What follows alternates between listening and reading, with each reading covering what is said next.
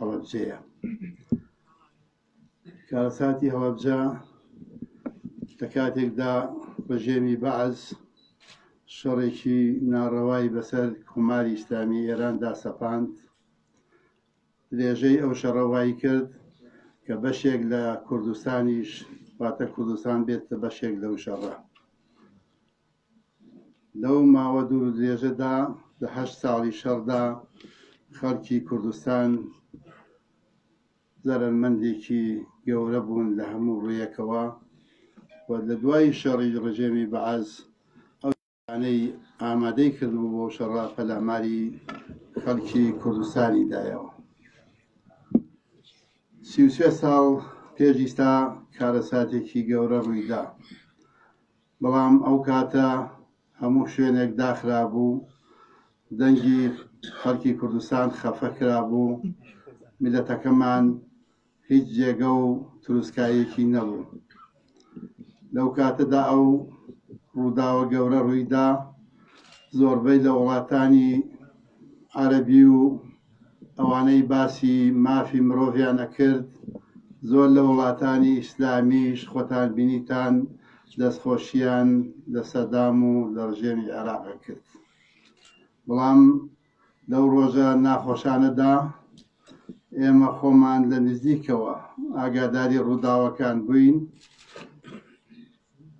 کۆماری ئیسلامی ئێران بە هاوکاری خەڵکی کوردستان و پێشمەرگە و هەموو لایەک هەوڵیاندا بریندارەکان ڕزگار بکەن، هەوڵیاندا ئەوەی کە ماوە بە هەر شێوەیە لە شێوەکان هەیە بگەنە شوێنەکانی کە. ئەوە بوو هەندێک لە بریندارەکان لێرانە دەرەوەی وڵات، بۆ بەریتانیا، بۆ ئەڵمانیا، بۆ زۆر وڵاتی تر، لە کاتێکدا ئەوانیش هاوکار بوون کیمیاویان بە عێراقدا و عێراقی لە کوردستانیدا. ڕۆیشتنی ئەو بریندارانە بوو بە زەجەیەکی عەلامی لە هەموو دنیادا.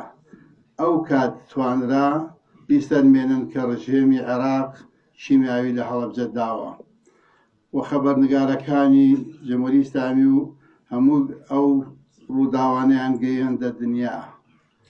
ئەوانە کاری گرنگی ئەو سەردەمە و ئەو ڕۆژانە بوون کەوا ئەو تاوانە گەورە بە هەموو دنیا بگەێنن.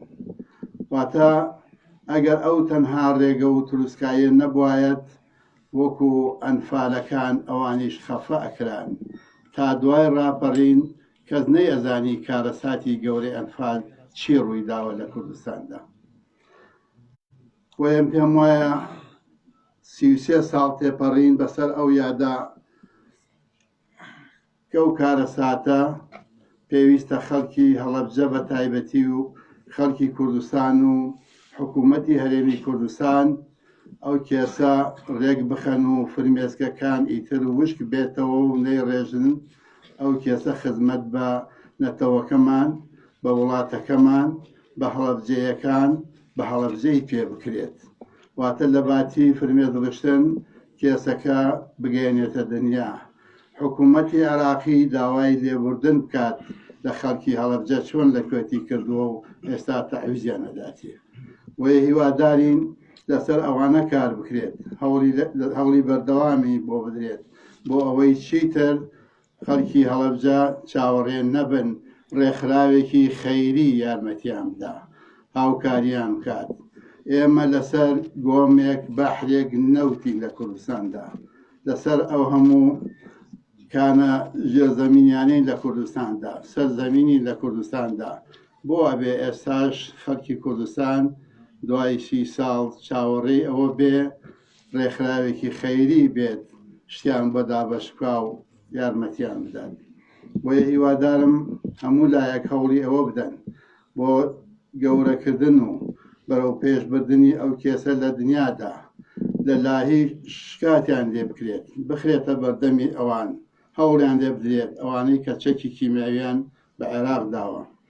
بەڵام ئەوەی کە جێی دڵخۆشیە ئەوانەی کە ویستیان خەڵکی کوردستان لەسەر جۆغرافیای خۆی بسڕنەوە، وڵاتەکەمان بسووتێنن، لە ناوی بەرن. ئەوانە زیندانەکانیان بۆ کورد دروستە کرد، ئەوانە ئێستا نەماون.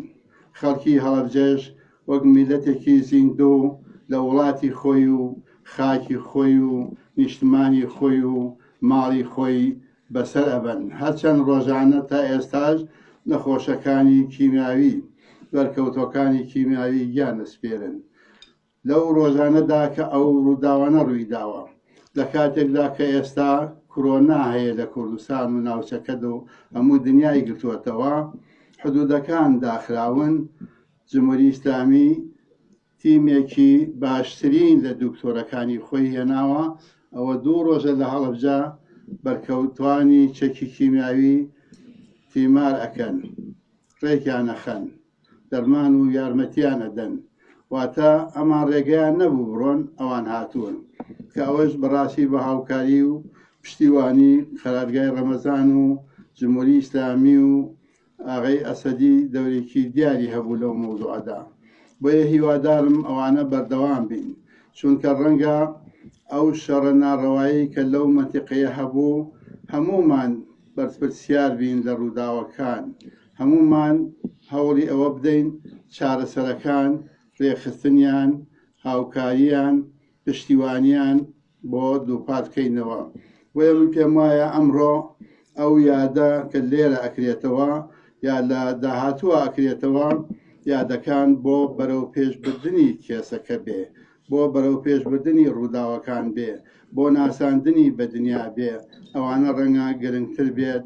بۆیە هیوادارین هەموو لایەک بەردەوام بین و جمهوری ئیسلامی ئێرانیش چۆن بەردەوام بۆ پێشتر هەروە بەردەوام و هاوکاری خەڵکی هەڵەبجە بکە، چون ڕەنگە من خۆم یەکێک بووم لە بەرکەوتوانی ئەو چەکە کە ئەڕۆمە ئێران ئەبینم هەو ڕۆژانە دەیان کەسی هەڵەبجە لەوێ دانیشتون و چاوەڕێی دکتۆرەکەن. واتە چۆن ئەوان ئەڕۆن لە یارمەتیان دەن، بە هەمان شێوە ئەوانیش هاتوون یارمەتی ئەوانە دەن. بۆیە هیوادارین هەموو لایەک هەوڵەکان بە تایبەتی حکوومەتی هەرێم لەم هەلومەرجە هەستیار و ڕوبەڕووبوونەوە و ناخۆشیانەدا خەڵکی کوردستان دووچاری ئەزمەی ئەقتصادی، ئەزمەی سیاسی و چەندین ئەزمەی تر بووەتەوە. وەیە من لێرەوە داوا لە هەموو هێزە سیاسیەکانی کوردستان دەکەم لەو یادەدا لە دوای ئەوەش پێکەوە بتوانن پێکەوە کۆ بنەوە، واتە ئێمە ڕەحم بە خەڵکی کوردستان بکەن و هێزە سیاسەکان پێکەوە کۆ بنەوە لە یەک ژووردا کەوا ئەو خەڵکە ڕوبەڕووی بووەتەوە. خەڵکی کوردستان ئەوەی لە دەستی هات، ئەوەی توانی کردی، ئەوەی پێی کرا ئەنجامی دا، تا سەدامیژما خەڵکی کوردستان چاوەڕێی هیچ نەبوو. بەڵام ئەمڕۆ ئەوە 30 ساڵ تێئەپەڕێ بەسەر ئازادی کوردستاندا. بۆیە پێم وایە هێزە سیاسیەکان پێویستە ڕەحم بە خەڵکی کوردستان بکەن، هیچ نەبێ کۆ بنەوە پێکەوە، هەر یەکێک لە شوێنێک و لەلایەک نەبن، دژی یەک نەبن، کە ئەوانە خەڵکی کوردستان نائومێدتر ئەکات. بۆیە من هیوادارم هێزە سیاسیەکان هەست بەو مەسئولیاتە گەورە بکەن لەسەر شانیانە. حیزبەکان هەر یەکێک لە دۆڵێ نین ئێستا مەسئولی پێندێ پێشمەرگە و خۆیان بن، مەسئولی 6 ملیۆن خەڵکن لە کوردستان، زیاتر لە 40 ملیۆن خەڵک چاوەڕێیانە. هیوادارم هەنگاوی باشتر و بە دووربینانەتر و فراوانەتر بیر بکەنەوە لەوەی کە ئێستا هەیە.